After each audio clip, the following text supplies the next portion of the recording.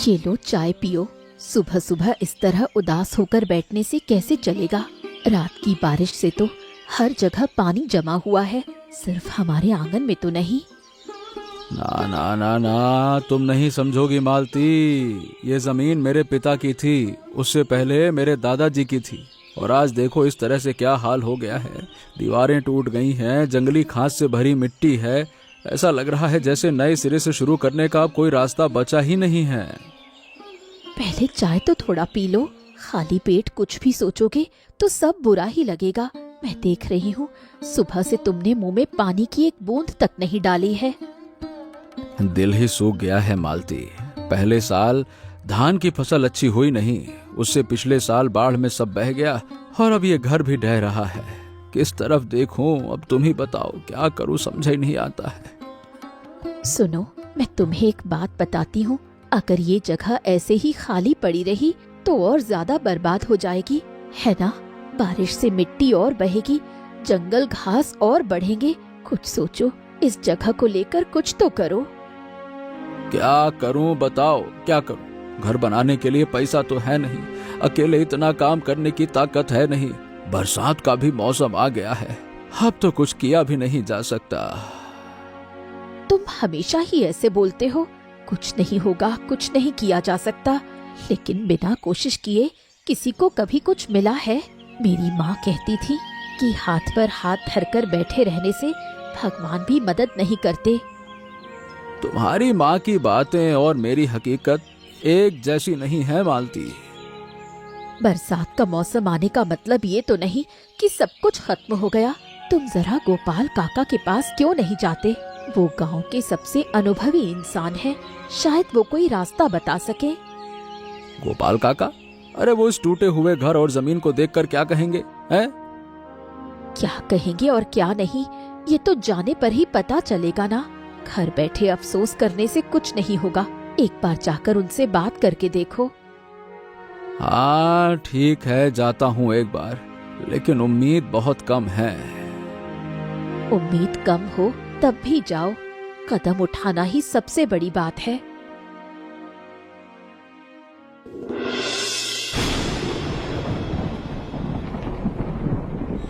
हरिपद, तू इस जगह को टूटा हुआ और बेकार कह रहा था ना, लेकिन यहाँ खड़ा होकर एक नई उम्मीद देख रहा हूँ। इस मिट्टी को देख, बारिश की वजह से कितनी नरम हो गई है। इस मिट्टी में अगर आज बीज डालेंगे ना तो अंकुर फूटने में देर नहीं लगेगी। काका, आप कहना क्या चाहते हो? मतलब इस टूटी फूटी जगह पर भला क्या हो सकता है?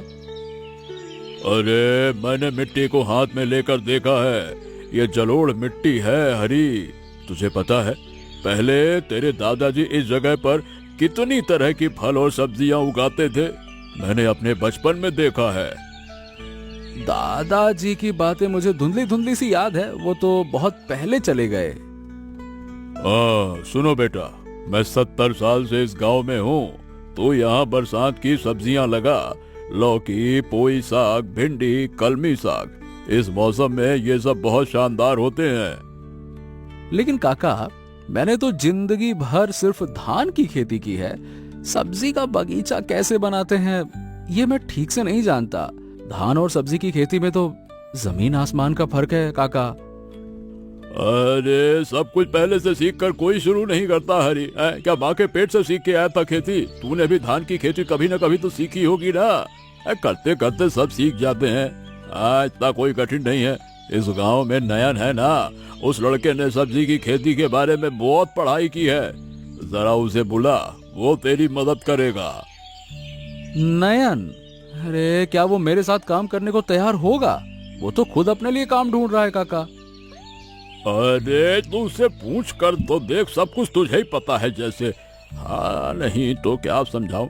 सुन, उस लड़के के मन में काम करने का बहुत जुनून है, सपने बड़े हैं उसके, लेकिन उसके पास मौका या जमीन नहीं है। तेरे पास जमीन है लेकिन जानकारी नहीं है। दोनों मिलकर करोगे तो दोनों का फायदा होगा। टूटी हुई जमीन भी एक दिन सोने का खेत बन सकती है, ये बात याद रखना। आपकी बातें सुनकर मन में थोड़ा हौसला तो आ रहा है काका। ठीक है, लेकिन क्या सच में इस जमीन पर कुछ हो पाएगा? मतलब अरे तू भरोसा रख हरी, अब मिट्टी कभी इंसान को धोखा नहीं देती है। तू मिट्टी से प्यार कर, मिट्टी तुझे सब कुछ लौटा देगी, समझा? अरे सच तो ये है मालती कि पत्नी की बात समझने में हर मर्द को थोड़ा वक्त लगता है। काका, आपने कहा है इसलिए ये सुनेंगे। मेरी बात तो ये कब सुनते हैं।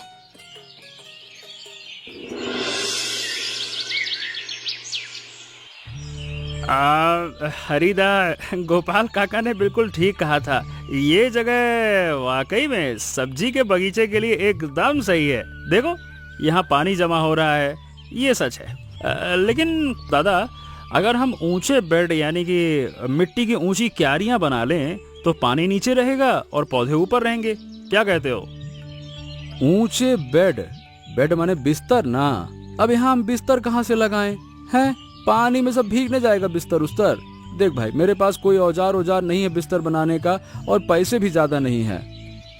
अरे दादा, बिस्तर वैसा बिस्तर नहीं, सोने वाला मिट्टी का बिस्तर, मतलब मिट्टी का। आप छोड़ो, पैसे से कोई जरूरत नहीं हरिदा। गांव में बांस तो है ना, पुराना जाल भी मिल जाएगा। बांस का फ्रेम बनाएंगे, उसके ऊपर मिट्टी डाल के क्यारी तैयार करेंगे, वही तो बिस्तर है। पुराने जाल से लौकी और सेम के लिए मचान बना देंगे। सब देसी चीजों से हो जाएगा, और कुछ नहीं चाहिए। आप क्या समझे? यहाँ क्या कोई सोफा लगाना है, पलंग लगाना है सोने के लिए? गजबई सोच रहे हैं आप भी। अच्छा, तुम सच में सब कुछ जानते हो ना नयन? माने कि ये बिस्तर उस्तर वाला सब्जी हमने कभी नहीं उगाया।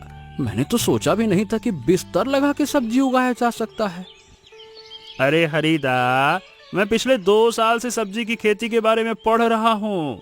मेरा तो खुद का सपना था कि खुद की सब्जी का बगीचा बनाऊं, लेकिन मेरे पास तो जमीन ही नहीं थी। अगर तुम मुझे अपनी इस जमीन पर काम करने का मौका दो तो मुझे भी सीखने का मौका मिलेगा, और आपको तो मैं जानकारी दूंगा ही दूंगा। तो यानी कि तुम मेरे साथ काम करना चाहते हो? सच कह रहे हो ना? काम करोगे ना? अरे बिल्कुल सच। हम दोनों मिलकर इस जगह को बदल देंगे हरिदा। अरे तुम बस हाँ कहो, बाकी सब मुझ पर छोड़ दो। आज ही बांस काटने चलते हैं, कल से काम शुरू। लेकिन नयन, ये बताओ, तुम्हें अपना घर भी तो चलाना है। इसके बदले में तुम्हें क्या दूंगा मैं? मेरे पास तो देने के लिए कुछ खास है नहीं। हरिदा, हर काम की कीमत पैसों से नहीं आंकी जाती। मुझे सीखने को मिलेगा, अनुभव होगा, यही मेरे लिए बहुत है। और जब फसल होगी तो आधा आधा बांट लेंगे, बस। इतना मत सोचो हरिदा, सब हो जाएगा। ठीक है नयन, मैं तैयार हूँ। चलो हम एक साथ काम करते हैं। तुम्हारा उत्साह देखकर मेरे मन में हिम्मत आ गई है। चलो, अरे कुछ करना है तो कुछ करना तो पड़ेगा। ये हुई ना बात। चलो पहले जगह को नाप लेते हैं, और क्या लगाना है क्या नहीं लगाना है पहले तय कर लेते हैं, फिर काम में जुटते हैं। नहीं तो एक बांस की बल्ली लगाई, दूसरी लेने भागेंगे तो काम थोड़ी बनेगा। चलो।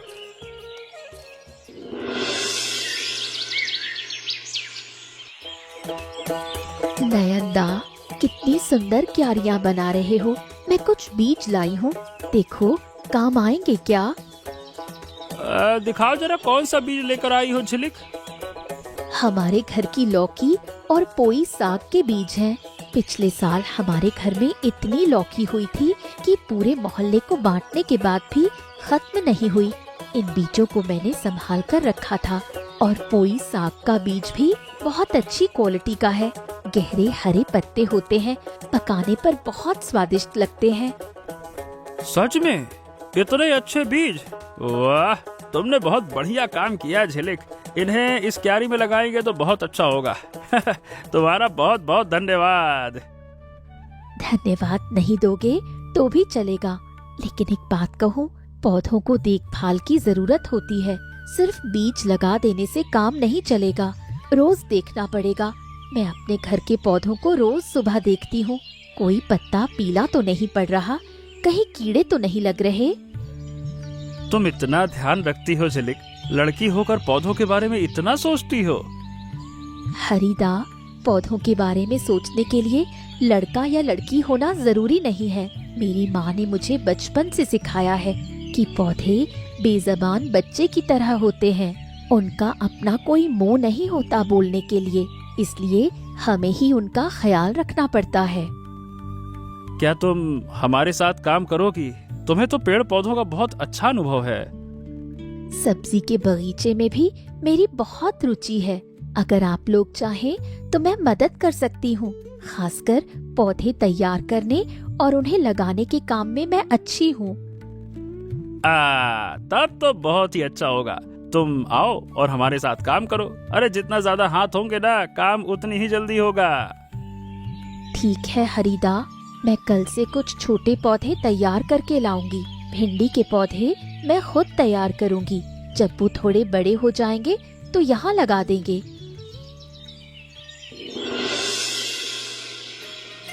मालती, अरे देखो तो क्या बात है, ये जगह कितनी बदल रही है। उस दिन जब तुमने कुछ करने को कहा था ना, सही बताए मालती, तब तो मैंने सोचा भी नहीं था कि ये सब इतना सुंदर हो जाएगा। नया लड़का सच में बहुत अच्छा काम करता है। मैंने तो पहले ही कहा था, कोशिश करने से सब कुछ मुमकिन है। कितनी सुंदर क्यारियां बनी हैं, पौधे भी लग चुके हैं। हाँ, झिलिक लड़की भी बहुत अच्छी है। अपने घर से बीज ला कर दे दिए, पौधे तैयार करके दिए। वाह, गांव के लोग जब इस तरह साथ खड़े होते हैं तो सच में मन में बहुत ताकत आ जाती है। वही तो, अकेले कोई काम नहीं होता, सब मिलकर करें तो तभी काम सुंदर होता है। गोपाल काका भी कल आकर देख गए हैं, वो बहुत खुश थे। काका की उस बात ने मेरी जिंदगी ही बदल दी। मालती, टूटी हुई जमीन भी एक दिन सोने का खेत बन सकती है। बस ये एक बात ने मेरी जिंदगी बदल दी और ये मैं जिंदगी भर नहीं भूलूंगा। जानते हो हरी, आज सुबह जब मैंने मिट्टी में छोटे छोटे हरे पौधे देखे तो मेरा दिल भर आया।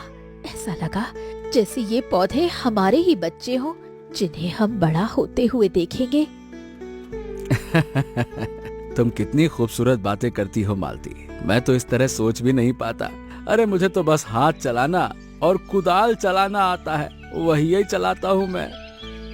कितना सुंदर नजारा है ना?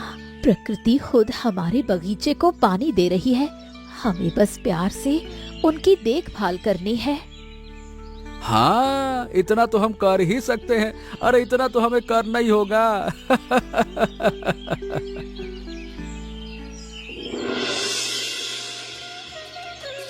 नयनदा, तुम इन पौधों को इस तरह क्यों लगा रहे हो? पूर्व दिशा में लगाओगे तो सुबह की धूप मिलेगी और पौधे बहुत अच्छे होंगे। भिंडी के लिए धूप बहुत जरूरी है। अरे झिलिक, मैं सोच समझ कर ही इसे इस तरफ ला रहा हूँ। इस तरफ की मिट्टी थोड़ी सी ऊंची है, पूर्व तरफ की मिट्टी नीची है। बारिश में वहाँ पानी जमा हो गया तो पौधे की जड़ें सड़ जाएंगी। लेकिन अगर धूप नहीं मिलेगी तो भिंडी अच्छी नहीं होगी, ये तो सबको पता है। मैं पेड़ पौधों के साथ काम करती हूँ, मुझे इतनी समझ है। छांव में रखोगे तो फल कम आएंगे। और मैंने सब्जी की खेती के बारे में पढ़ाई की है, वो भी कम नहीं है। मुझे लगता है कि मेरा तरीका ही सही है। किताबों में लिखा है कि पानी जमा होने से भिंडी की जड़ें सड़ जाती हैं और पौधा मर जाता है। भाई, किताबों में चाहे जो लिखा हो, असलियत भी तो देखनी होगी ना। पूर्व की तरफ की मिट्टी अगर नीची है तो वहाँ थोड़ी मिट्टी डालकर उसे ऊंचा किया जा सकता है। लेकिन छांव की समस्या को तुम कैसे दूर करोगे? तुम मिट्टी डालने की बात कर रही हो, उसमें बहुत मेहनत है। अब बरसात में और मिट्टी कहाँ से लाएंगे? बताओ भला, कहाँ मिलेगी मिट्टी? तुम्हारा तरीका सही हो सकता है, लेकिन मेरी बात भी तो सुनो। क्या मैं कोई गलत बात कह रही हूँ? अरे बाबा, मैं ये नहीं कह रहा कि तुम गलत कह रही हो, लेकिन अगर तुम हर बात पर बहस करोगी तो काम आगे कैसे बढ़ेगा? बहस मैं नहीं कर रही हूँ नयनदा, मैं सिर्फ अपनी राय दे रही हूँ। लेकिन अगर तुम्हें लगता है कि मैं फालतू की बात कर रही हूँ तो मैं चुप ही रहती हूँ। देखो झिलिक, मैं नहीं चाहता कि तुम उदास हो, लेकिन अभी पौधे लगाने का समय है। इस बारे में हम बाद में बात करेंगे ना, कोई दिक्कत नहीं है। ठीक है, तुम्हारी मर्जी, मैं अब कुछ नहीं बोलूंगी।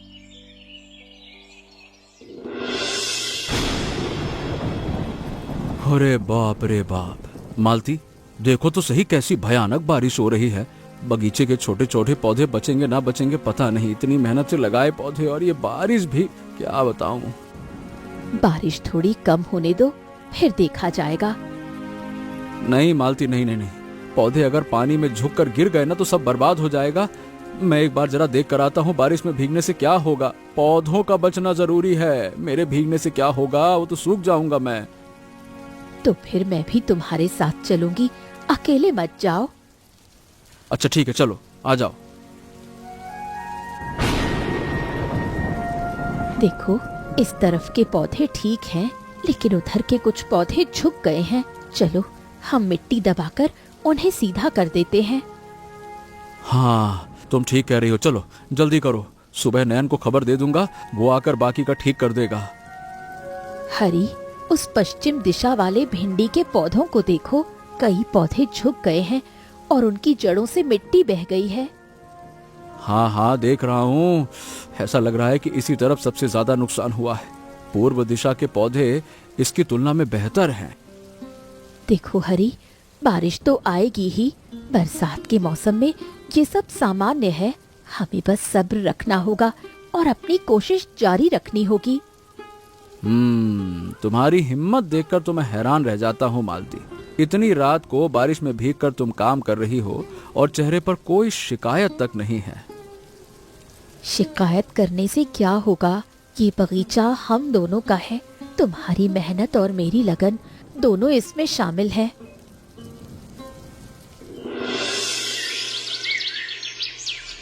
नयन, सुना है कि रात की बारिश में कुछ पौधे खराब हो गए। किस तरफ के पौधों को ज्यादा नुकसान हुआ है? काका, पश्चिम दिशा वाली भिंडी के पौधों को थोड़ा ज्यादा नुकसान हुआ है। बाकी पूर्व दिशा वाले पौधे जो हैं वो थोड़ा सा ठीक हैं। झिलिक ने कहा था ना उन्हें पूर्व दिशा में लगाने के लिए। पूर्व की मिट्टी थोड़ी सख्त है, वहाँ शायद इतना नुकसान नहीं होता। काका, झिलिक ने कहा था, लेकिन मैंने सिर्फ अपनी ही बात को सही माना। अब वाकई में लग रहा है कि मुझे उसकी बात सुननी चाहिए थी। नयन, तेरी बात भी पूरी तरह से गलत नहीं थी। पानी जमा होने वाली बात तूने बिल्कुल सही पकड़ी थी, लेकिन गलती ये हुई है बेटा कि तूने झिलिक की बात को सुनना ही नहीं चाहा। अगर दोनों की बातें मिला देते तो एक बेहतर फैसला लिया जा सकता था, है ना? हाँ, आप बिल्कुल ठीक कह रहे हैं काका।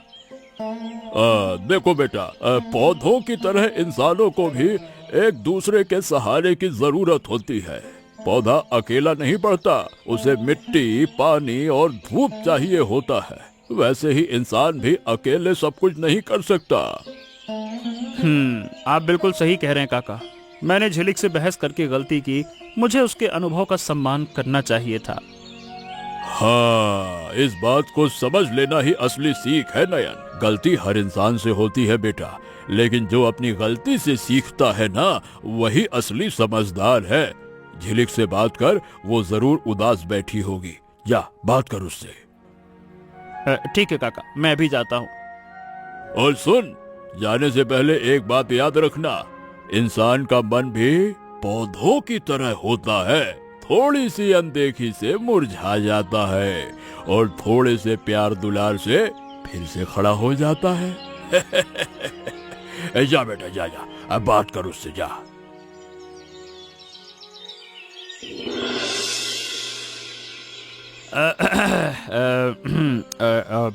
झिलिक, उस दिन तुम्हारी बात ना मानकर मैंने गलती की।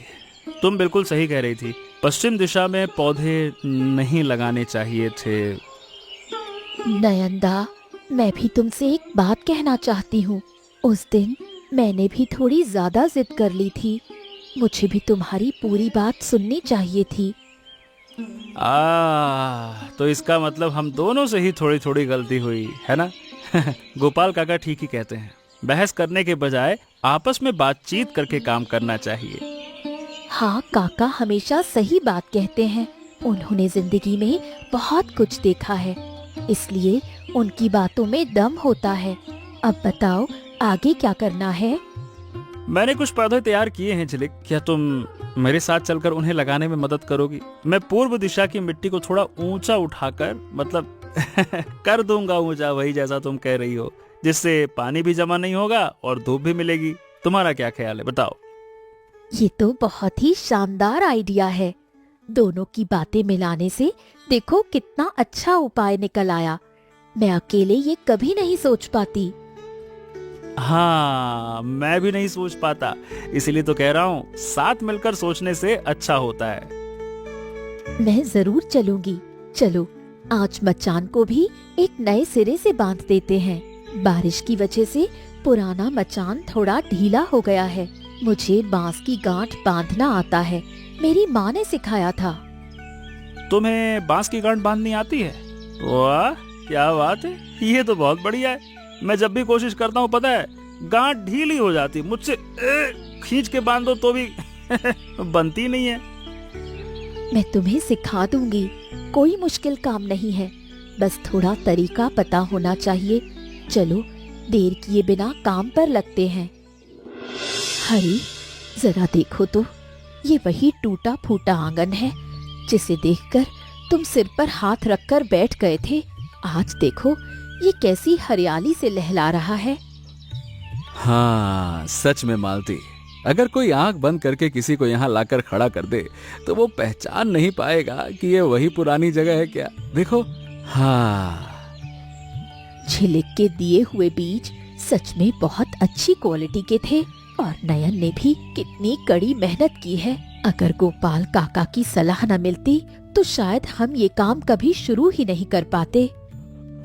बिल्कुल सही कहा। एक इंसान की सलाह, दूसरे के बीज, तीसरे की मेहनत, सब ने मिलकर इस बगीचे को बनाया है। आज मुझे समझ में आ रहा है कि अकेले कोई काम नहीं किया जा सकता।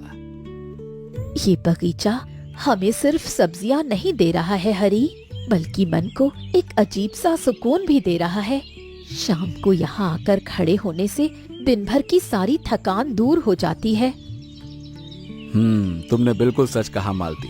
पहले मैं शाम को घर के सामने उदास होकर बैठा रहता था, अब शाम को बगीचे में थोड़ा घूम लेता हूँ, पौधों को देख लेता हूँ तो मन खुश हो जाता है। और तुम्हारे साथ हो तो और अच्छा लगता है, काहे मालती।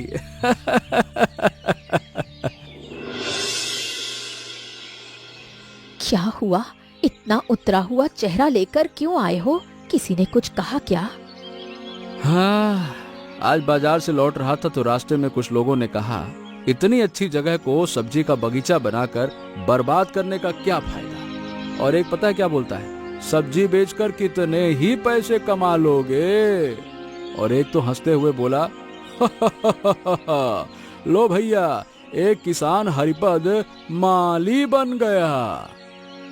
लोगों का काम तो कहना है, वो कहेंगे ही। तुम जानते हो ना कि ये बगीचा तुम्हारी कितनी रातों की मेहनत से बना है।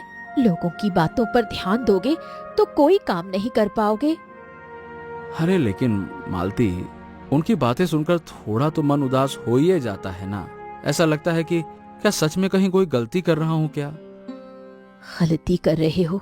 देखो हरी, पिछले महीने इस बगीचे से कितनी सब्जियां हुई, तुमने उन्हें बाजार में बेचा। क्या वो पैसे कम थे? और तुम सिर्फ पैसों का हिसाब क्यों करते हो? ये बगीचा हमारे परिवार की सेहत के लिए कितना अच्छा है, क्या ये नहीं सोचोगे? अब वो तो ठीक है, फिर भी लोगों की बातें सुनकर हौसला तो थोड़ा तो टूटता है ना। सुनो, जो लोग आज बातें बना रहे हैं, क्या उन्होंने तुम्हारे लिए एक दिन भी पसीना बहाया है? हमने कितनी तकलीफें सहकर इस बगीचे को खड़ा किया है, ये सिर्फ तुम और मैं जानते हैं। दूसरे लोग सिर्फ देखेंगे और बोलेंगे। तुम्हारा फर्ज सिर्फ अपना काम करते जाना है। तुम्हारी बात सही है, तुम हमेशा मुझे हिम्मत देती हो। ठीक है, मैं अब किसी की बात पर कान नहीं लगाऊंगा। मैं अपना काम करता हूँ और कोई कुछ कहता है तो एक कान से सुनूंगा, दूसरा कान खोल दूंगा तो निकल जाएगा है? हाँ, यही मेरे हरिपद की पहचान है।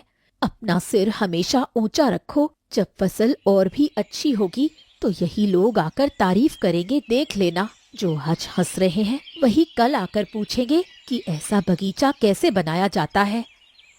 अच्छा, क्या सच में ऐसा होगा? जरूर होगा, मुझे पूरा भरोसा है। हाँ काका, देखिए आपकी बात कितनी सच साबित हुई। आपने कहा था कि टूटी हुई जमीन भी एक दिन सोने का खेत बन सकती है। आज सच में ये सोने का खेत बन गई है। मैंने कुछ नहीं किया हरी, मेहनत तूने की, तेरी पत्नी ने, नयन ने और झिलिक ने की है। ये तुम सब की मेहनत का फल है। मैंने तो बस तेरे मन में एक छोटा सा विचार बोया था, वही विचार आज पेड़ बनकर फल दे रहा है। काका, आप अपनी बात को छोटा कह रहे हैं? अरे आपकी उस बात ने ही तो सब कुछ बदल दिया। हाँ, अगर आपने उस दिन राह न दिखाई होती ना, तो शायद मैं आज भी सिर पर हाथ धरे बैठा रहता। देखा ना, अच्छा काम खुद अपनी गवाही देता है। तुझे किसी के सामने कुछ साबित करने की जरूरत नहीं पड़ी। तेरे इस बगीचे ने ही सब साबित कर दिया। यही जिंदगी का सबसे बड़ा सबक है। फल देने वाले पेड़ को कभी खुद चिल्ला कर नहीं बताना पड़ता, उसके फल ही उसकी पहचान होते हैं बेटा। सही कहा काका, आपकी हर बात हमेशा याद रखूंगा। आप हमारे गांव की असली दौलत हैं। झिलिक, तुम्हें उस दिन की बात याद है जब तुम हाथ में बीज लेकर आई थी और मैं एकदम बिल्कुल तुम्हारे फूलों का ज्ञान और मेरी सब्जियों की जानकारी मिलाकर हम ऐसा बगीचा बनाएंगे कि दूर दूर से लोग इसे देखने आएंगे। हरिपद, जरा उन दोनों को तो देखो, कितनी खूबसूरत बातें कर रहे हैं दोनों। इस तरह साथ मिलकर काम करना, साथ मिलकर सपने देखना, अरे यही तो असली जिंदगी है भाई। हाँ काका, लेकिन ये बताओ, आपकी आंखों में आंसू क्यों हैं? आंसू? अरे पगले, खुशी के आंसू हैं हरी। अब इस उम्र में ऐसा सुंदर नजारा देखकर आंखें भर ही आती है। इस गांव का भविष्य इन बच्चों के हाथों में सुरक्षित है। इन्हें खुश और एक साथ देखकर मेरे दिल को बहुत सुकून मिल रहा है। काका, अगर आप नहीं होते तो ये बगीचा कभी नहीं बनता। आपकी उस एक बात ने सब बदल दिया। मालती, अगर तूने हरी को मेरे पास नहीं भेजा होता तो ये मेरे पास तो आता ही नहीं। असली सूत्रधार तो तू ही है। घर के पीछे रहकर जो इंसान सब कुछ संभालता है ना, सबसे ज्यादा धन्यवाद का हकदार वही होता है। काका, जो बात आप कह रहे हैं ना, सही बताऊं, मैं कभी मुंह से बोल ही नहीं पाता। लेकिन मालती जानती है कि मैं इसके बिना एक कदम भी नहीं चल सकता। अब इतनी बातें छोड़िए, चलिए सब मिलकर चाय पीते हैं। देखा हरी, जिंदगी में कोई भी चीज बेकार नहीं होती। टूटी हुई चीजों को भी जोड़ा जा सकता है और बंजर पड़ी जमीन पर भी फसल उगाई जा सकती है। बस जरूरत है थोड़े से भरोसे की, थोड़े से सब्र की और थोड़े से प्यार की। तुम सब ने मिलकर आज यही साबित कर दिया।